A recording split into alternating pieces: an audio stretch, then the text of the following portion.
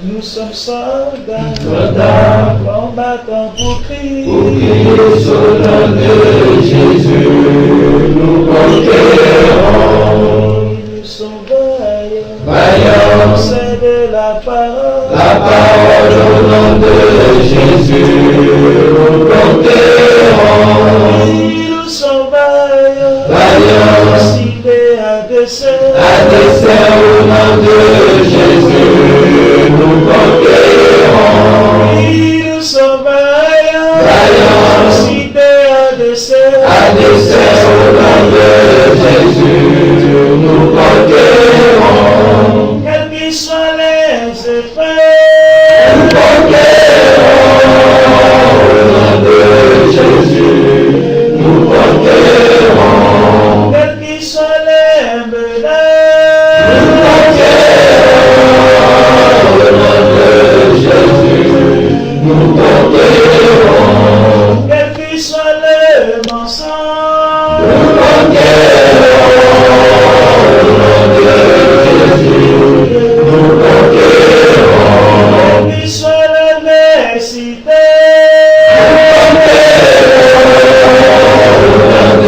Jésus, nous conquérons. nous sommes vaillants, Vaillants, cités à dessein. à dessein au nom de Jésus, nous conquérons. Nous sommes vaillants, Vaillants, cités à dessein. à dessein au nom de Jésus, nous conquérons. Nous sommes vaillants, Vaillants, c'est de la parole. la parole au nom de Jésus, nous conquérons. Nous sommes vaillants, Vaillants, cités à dessein. à dessein au nom de Jésus, nous conquérons. Quels qu'ils soient les mensonges,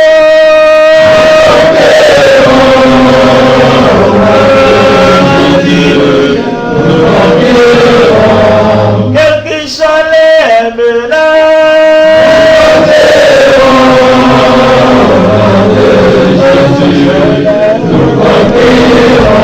quels qu'ils soient l'adversité,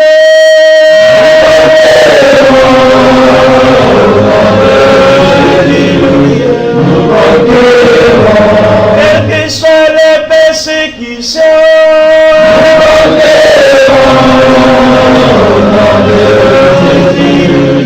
Nous conquérons.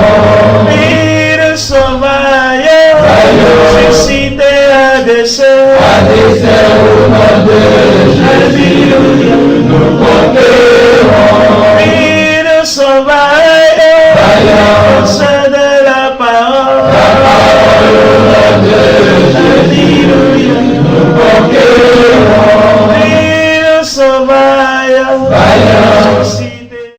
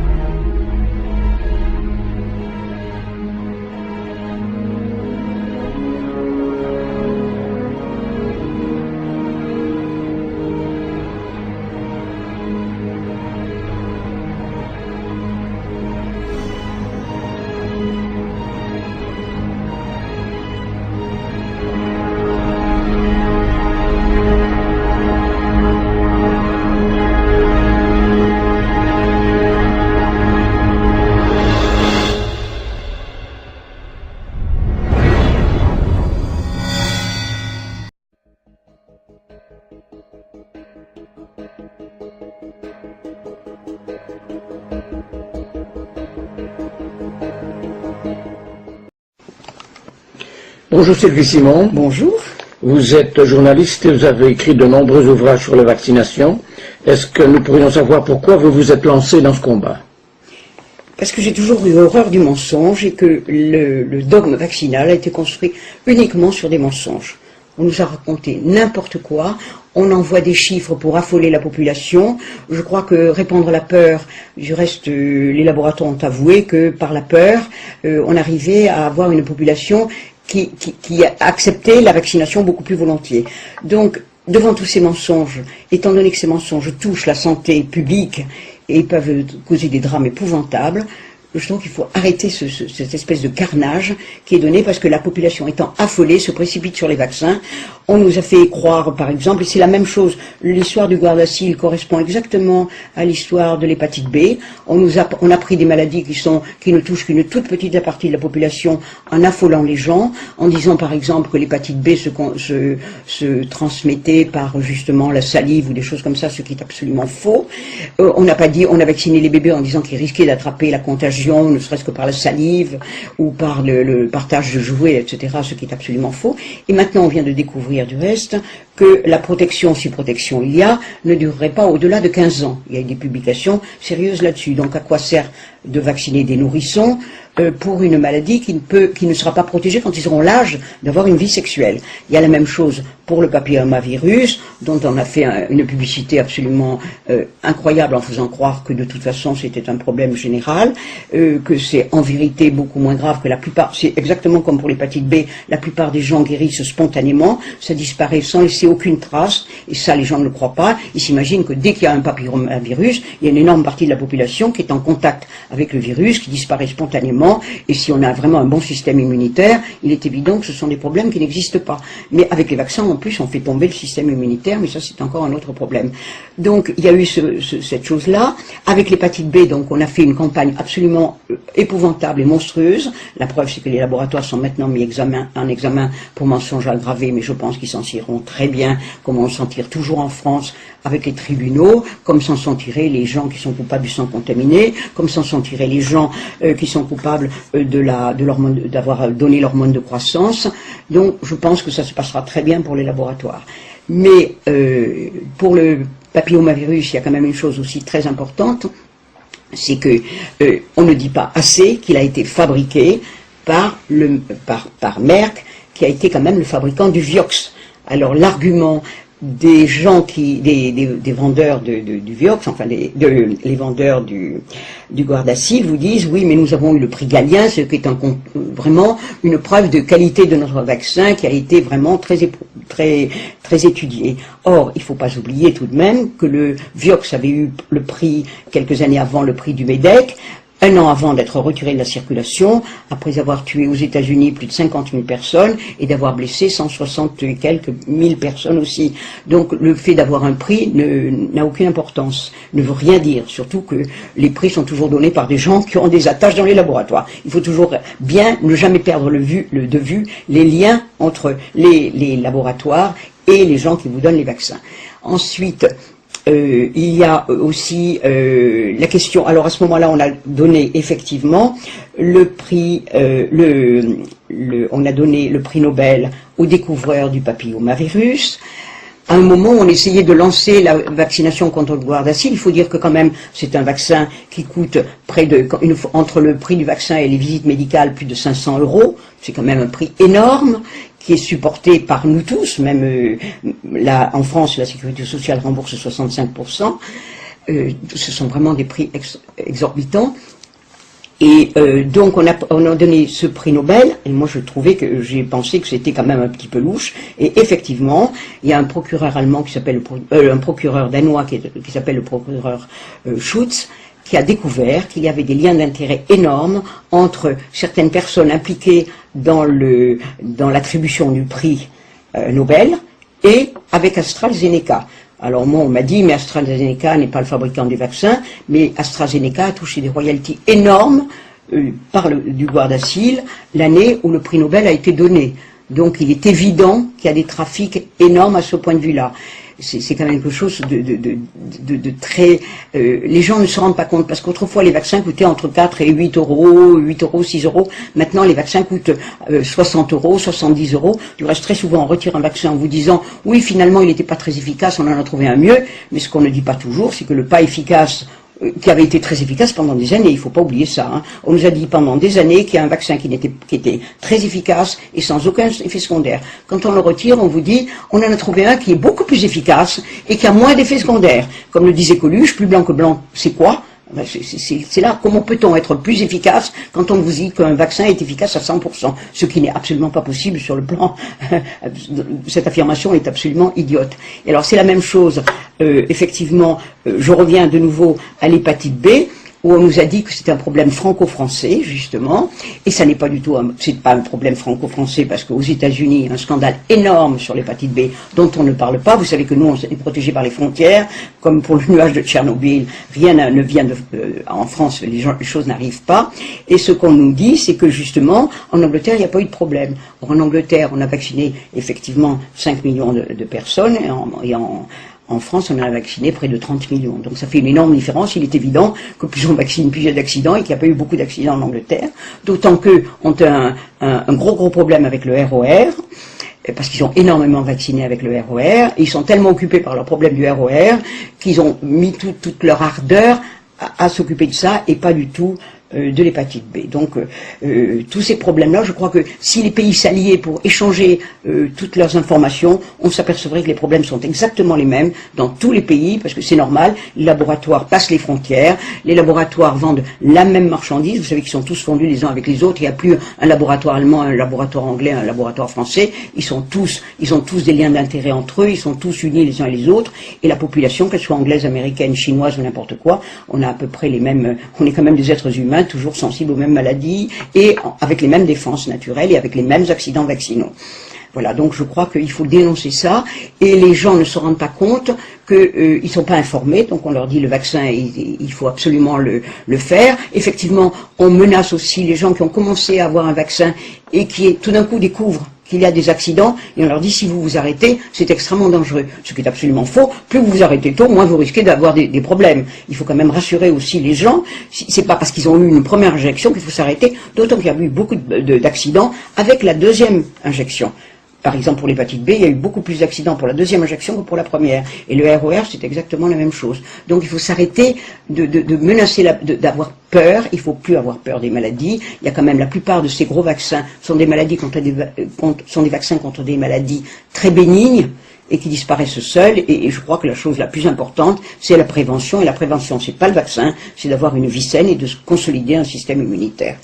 Mais que dire aux mères alors qui ont déjà commencé à vacciner leurs filles et qui se posent énormément de questions? Justement, c'est là que plus elles arrêteront la vaccination, bon, il ne faut pas tuer leurs filles parce qu'elles ont été vaccinées, mais il vaut mieux arrêter dès qu'on est au courant et ne pas se dire j'ai encore la deuxième dose qui est dans mon réfrigérateur, qu'est-ce que je vais en faire?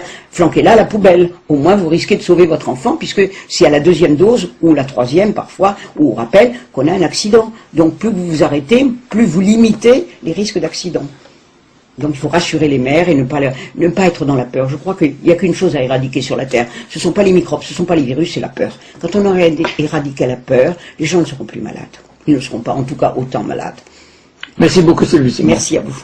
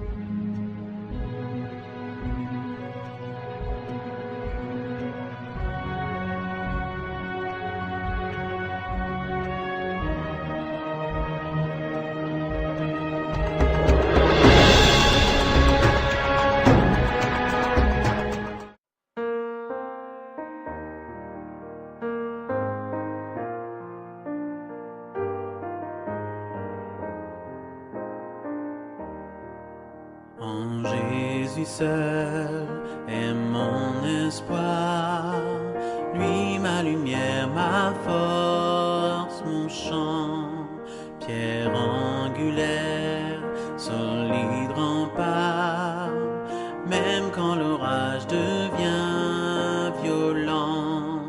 Oh quel amour, oh quelle paix, les luttes cessent, la peur se tait, mon réconfort, mon plus grand bien, dans l'amour du Christ je me tiens.